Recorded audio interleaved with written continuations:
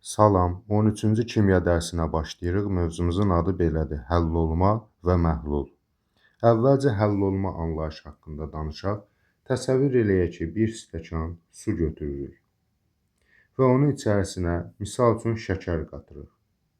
Şəkər normalda kristal halda bərk maddədir. Məsələn, tutaq ki, bu şəkərdir. Və onu biz suya qatdığımız zaman yavaş-yavaş, əgər qarışdırarsa daha sürətli və ümumilikdə götürsə müəyyən zaman müddətində tədricən xırdalanır, dağılır və sanki şəkər yoxa çıxır. Əslində isə şəkər yoxa çıxmır. Xırda-xırda hissəciklər şəklində, belə desək, molekullar şəklində suyun içərisində yayılmağa başlayır. Və çox kiçik olduğuna görə, biz də molekulları görə bilmədiyimizə görə sanki elə bilirik ki, o yoxdur, amma əslində qalsa onun dadına baxdıqda görə bilirik ki, şəkər suyun içərisində həll olub. Yəni, sanki bütün suyun həcmində bərabər şəkildə kiçik hissələrə bölünərək paylanıb. Həll olma ümumilikdə bu cür təsəvvür eləmək olar. Və bu zaman əmələ gələn qarışıq adlanır məhlul. Belə qarışıqlar heterogen qarışıqlardır. Bunlara da məhlullar deyilir. İndi isə suda həll olan və həll olmayan maddələrə baxaq. Əslində qalsa həll olma təkcə suya aid deyil. Spirtdə də həll olma var, asetonda da həll olma var. Yəni, müxtəlif maddələrdə həll olma var. Hətta qaz halında, məsəl üçün, havaya biz qaz halında məhlul kimi baxa bilərik. Çünki onun tərkibində müxtəlif qazlar var. Yəni, məhlul anlayışı geniş anlayışdır. Amma biz əsasən suda həll olmadan əsasən danışacağıq. Suda həll olan və həll olmayan maddələr mövcuddur. Məhlul da suda həll olan maddələrin suda həll edilməsi ilə əmələ gəlir. Məhlul üçün bir neçə anlayışlar var. Birinci anlayış doymuş və doymamış anlayışıdır və mənasına da elə uyğundur. Doymuş, doymamış nə deməkdir? Məsələn, bayaqki misalda şəkəri suda həll etməyə götürdük. Tutaq ki, su 100 ml götürək.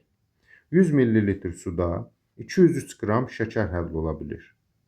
Əgər biz 160 qram şəkər həll eləsək, hələ yenə 43 qram da həll eləyə bilərik axı, çünki ümumi 203 qram həll eləyə bilirik.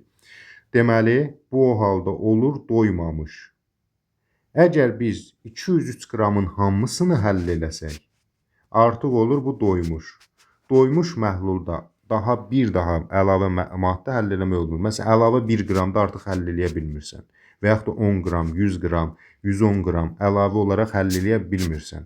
Yəni, çünki doymuş məhlul əmələ gəlib, artıq həll olmağa yer yoxdur. Amma doymamış məhlulda isə hələ də həll eləmək üçün, məsələn, tutaq ki, əlavə bir 10 qram da həll eləmək olar, sonra 20 qram da və s. ta ki 203 qrama çatana qədər. Qısacası, məhlulda əgər həll olan maddəni hələ də həll etmək mümkündürsə, bu adlanır doymamış.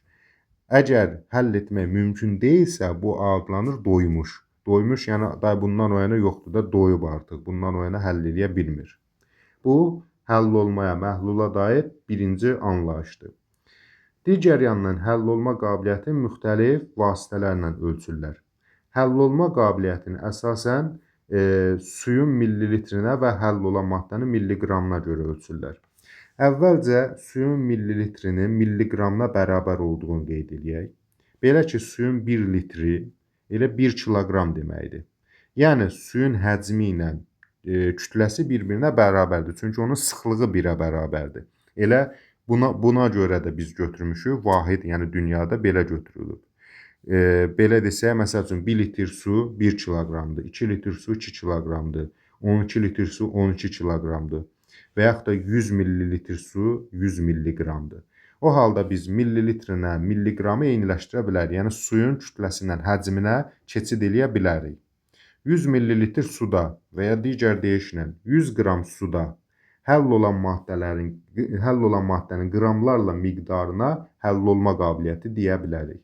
Misal üçün, 100 qram suda bəzi maddələr 5 qram həll ola bilər. Bəziləri 15 qram, bəziləri 150 qram, bəziləri, nə bilim, 550 qram, 450 qram və yaxud da bəziləri, tutaq ki, 0,450 qram, milliqram və s. Yəni, hər maddənin suda həll olma qabiliyyəti fərqli-fərqlidir. Bəzi maddələr yaxşı həll olur, bəzi maddələr az həll olur, bəziləri isə ümumiyyətlə həll olunur. Misal üçün, bayaq dedik, şəkər 100 qram suda və ya digər deyişlə 100 ml suda şəkərdən 243 qram həll olur. Və yaxud da adi xörək duzundan 36 qram həll olur. Bəzi maddələr var ki, məsələn 0,01 milliqram həll olur. Bəzi maddələr var ki, nə bilim 50 qram həll olur. Yəni hər birindən fərqli miqdarda həll olma qabiliyyəti hər maddənin özünə məxsus miqdarda olacaq. Həll olmaya bəzi amillər təsir edir. Bu amillər hansılardır? Birincisi temperaturdur. Temperatur həll olmaya təsir edir, amma fərqli aqreqat halda olan maddələrə fərqli cür təsir edir. Bərk halda olan maddələrin əksəriyyətinə temperatur həll olmasına müsbət təsir edir. Misal üçün, tutaq ki, müəyyən duzlar götürsək, hər hansı bir bərk maddəni götürsək və yaxud da şəkəri götürək, misal üçün. Şəkər tutaq ki, 20 dərəcədə, yəni otaq temperaturunda, məsələn, x qram həll olursa, 40 dərəcədə, məsəl üçün, olacaq x üstə 20 qram həll olacaqdır. Nə bilim, 80 dərəcə x üstə 80 qram və s. Yəni, daha çox həll olmağa başlayacaq. Şərti ədədlər deyim, burada yəni deyilənlər şərti ədədlər. Tutaq ki, 20 dərəcədə 203 qramdırsa, məsələn, 50 dərəcədə 250 qram olacaq. Nə bilim, 90 dərəcədə, nə bilim, 320 qram olacaq və s. Yəni, artacaq. Amma qaz halında olan maddələr isə əksinə həll olmasına mənfi təsir göstərir, yəni azaldır. Misal üçün, tutaq ki, suyun içərisində oksigen qazı var və yaxud da karbon qazı var. Temperatur artdıqca həll olması azalır. Məsələn, otaq temperaturunda tutaq ki, misal üçün deyirəm, 100 milliqramda 2 qram həll olurdusa, 20 dərəcədə, amma 50 dərəcədə tutaq ki, düşür olur 1 qram, nə bilim, 90 dərəcədə düşür olur yarım qram və s. Yəni, azala gedir. Digər deyişlə, temperatur bərk maddələrə daha, belə deyək də, müsbət təsir göstərir, qaz halında olan maddələr isə mənfi təsir göstərir. Ona görə də, misal üçün, şəkər isti suda, isti çayda daha tez həll olur, nəinki soyuqda. Əksinə, qaz halında olan maddələr isə soyuqda daha yaxşı həll olur. Misal üçün, biz qazlı içkiləri götürsək, onların qablarının, butulkaların üzərində yazılıb soyuq halda için. Səbəb odur ki, soyuq halda ümumiyyətlə qazlı içkilərə karbon qazı vurulur, müxtəlif qazlı içkilərlə adını çəkmirəm. Həmin o qazda soyuq halda olduqda daha çox həll olur. İstiləşdikcə isə məhluldan ayrılır. Misal üçün, bir butulka götürək, tutaq ki, bunun içərisində hər hansı bir qazlı içki var. Onu zavodlarda soyuq halda doldururlar, suyu belə deyil. İçərisində karbon qazı vururlar və həll olmuş vəziyyətdə qalır.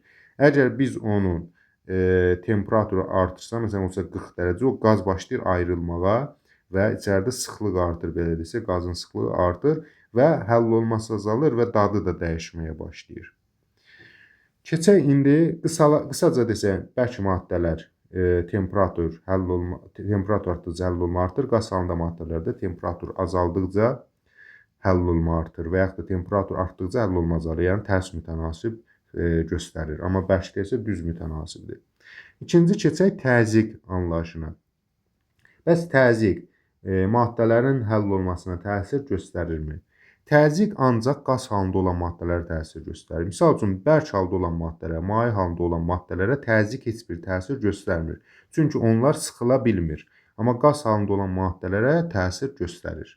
Bəs necə təsir göstərir? Təzyiq artdıqca qaz halında olan maddələrin həll olması da artır. Misal üçün, bir qapalı qab götürək. Bunu porşendən təchiz edək. Yəni belə deyək də, sanki şpisə bənzəyən bir qurğudur. Sonra isə biz bunun içərisində təsəvvür ki, su var və məsələn, bura karbon qazı həll eləmək istəyirik. Əgər biz porşeni sıxsaq, yəni aşağıya doğru versək, məsələn, porşeni sıxdıq. Bu zaman həcm azaldı, məsələn, 2 dəfə tutaq ki, azaldı. Karbon qazı o qədər sıxılır ki, onun bir qismi suyun içərisinə keçir və nəticədə həll olur.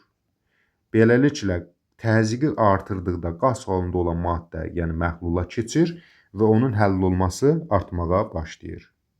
Bugünkü dərsimizdə bu qədər. Növbəti dərslərdə görüşənədək. Sağ olun.